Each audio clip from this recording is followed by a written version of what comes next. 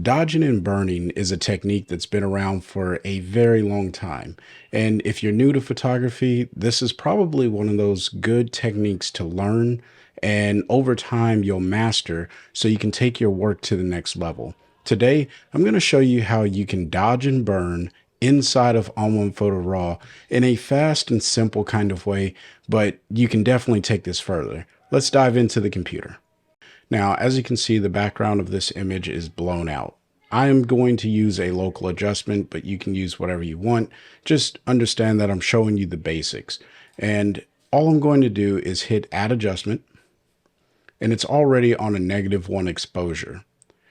Where I like to start is with a luminosity mask. And for those of you who are thinking, Chris, luminosity masks are not a basic thing.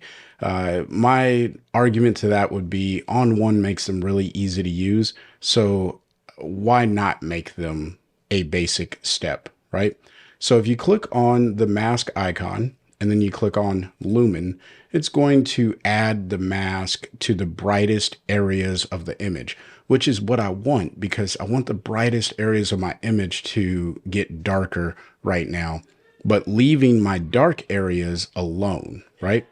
Now, what I'm going to do is hit the letter O so I can see the mask in action. Anything that's in white is going to receive the effect, and anything that's in black is not going to receive the effect. Just like a normal mask works. As I pull up on the window, I'm modifying the mask sensitivity to the darkest pixels in the image. As I pull this closer to the right side, I'm only letting the brightest pixels receive this edit.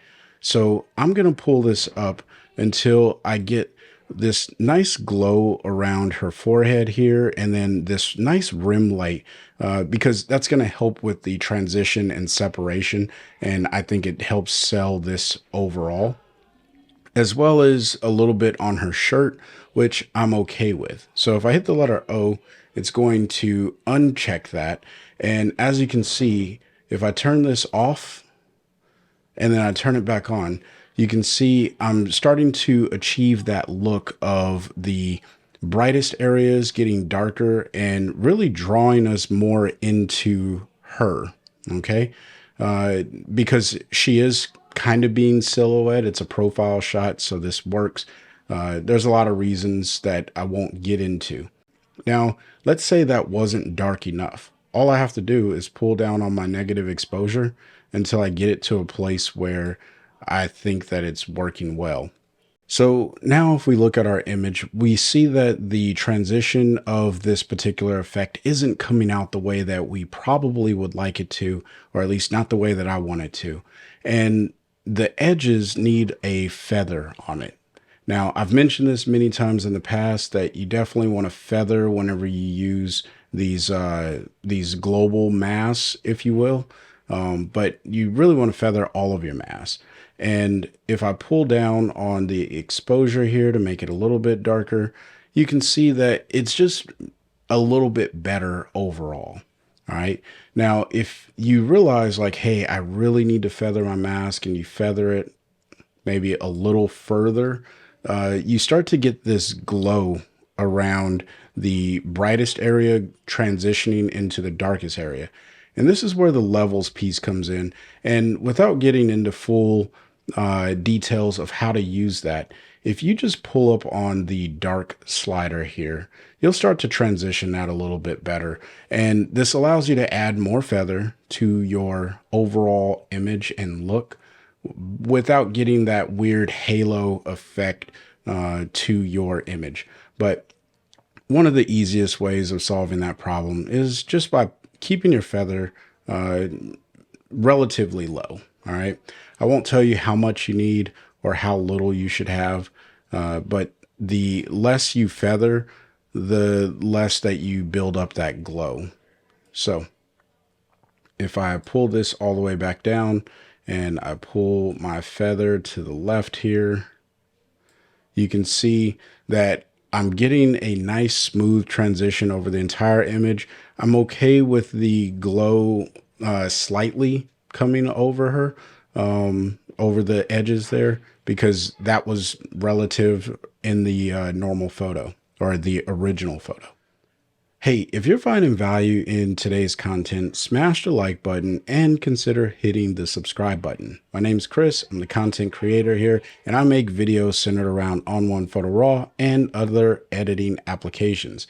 If that's something you're interested in, then you may even want to join me on freewillphotos.com. You can make a free membership and just get to see the community, join the photo challenges, and etc. I hope to see you over there, and I hope you subscribe to the channel.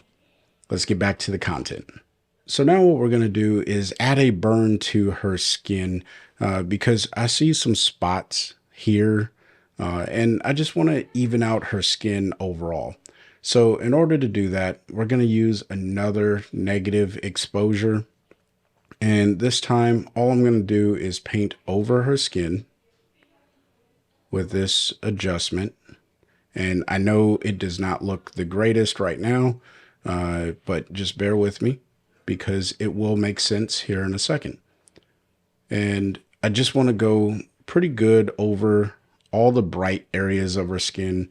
This is going to help me make that adjustment. And it's moving slow and laggy because I'm screen recording. But hopefully you don't experience that issue. I'm gonna make my brush a little bit larger so I can just do one click on her arm, just like so, and maybe make it a little bit larger, do another click. All right, that looks good. Okay, except for it doesn't look good. So we need to fix this. We need to make this look a little bit better. But before I do, let me click on her ear so I can make that look pretty good. Okay. Now that we have that, all I'm going to do is come up to my blend options, hit this little gear icon for the adjustment that we just made. And I am going to pull this away from the shadows. And this is just going to pull it out of those dark areas where we probably don't need it because we only really need this in those highlight areas. And I may have to pull it down just a little bit. And then what I'm going to do is come back to my mask. And like I said, every mask needs some feathering. This just helps spread out that mask a little bit. And it helps make that overall aesthetic look good. Now, I need to do some more work here, but you can see how it is darkening everywhere around here. So if I just paint this in a little bit more, and we're just evening out the exposure, and I wish that would not skip, but it did. And I'll just pull up on the negative exposure so it's not so drastic. All right, and I think that that blends a lot better. So if I turn this off and turn it back on, you can just see that it evens her skin tone out, and that's where I really wanted this to go. You can mold this however you want. So let's say that I wanted a little bit more emphasis on her shirt here. So I'll hit add adjustment. And this time I'm going to go with a little bit more exposure. I think I'm just going to go with half a stop. But since the computer wants to skip around, I'm just going to go with what it gives me. And I want to emphasize her shirt here. So I am going to pull this down just like so. And maybe I want to emphasize the wrinkles on her shirt right here.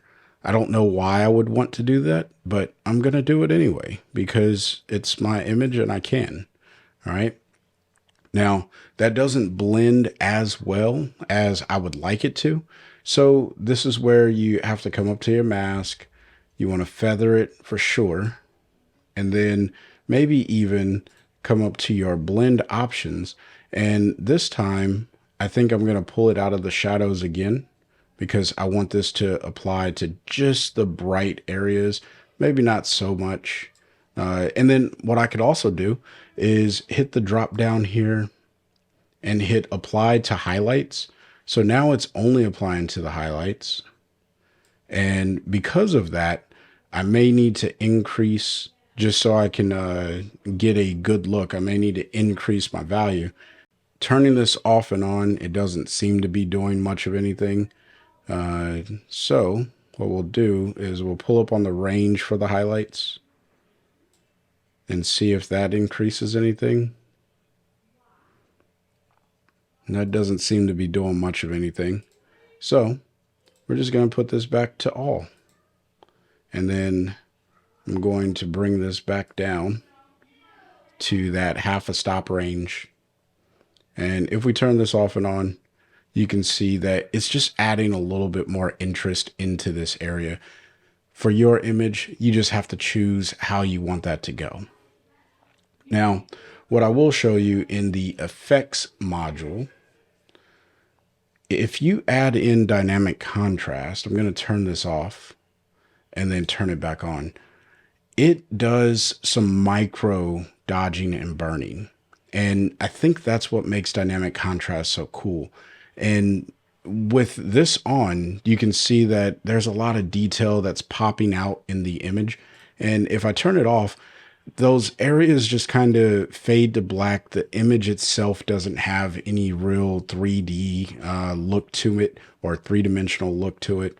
So that's why I think the dynamic contrast is just a great tool to have in your toolbox, and add that to any of your images. Now, I did mention that you can dodge and burn in color. I just wanted to do it in black and white so you can really see what's happening. But let's go ahead and turn off the black and white adjustment. And this is what the image looks like when it is not being modified in black and white. And if I were to turn off this dynamic contrast, you can see that that contrast is really helping it pop overall. So if I turn it back on, it brings out the depth there. But now let's take a look at our background. If I go to the local adjustments and I scroll down until we get to our background adjustment, which is this one. If I turn this off, look at how bright that background is. In color, this doesn't look good. In black and white, it looks okay. But in color, for me, this doesn't look good. So if I turn this back on, you can see I am really just drawing more attention into the main subject. And that's the reason why I prefer to use the adjustment in black and white, at least on this particular image. Every image requires a different level of dodging and burning. So if you got questions about dodging and burning, or if you got comments on better ways of doing it, please drop it in the comment section below, because I am not a genius. Now, if you want to see more about photo editing inside of ON1, go ahead and click the video on the screen now. And until next time, I want you to stay inspired and keep creating. Peace.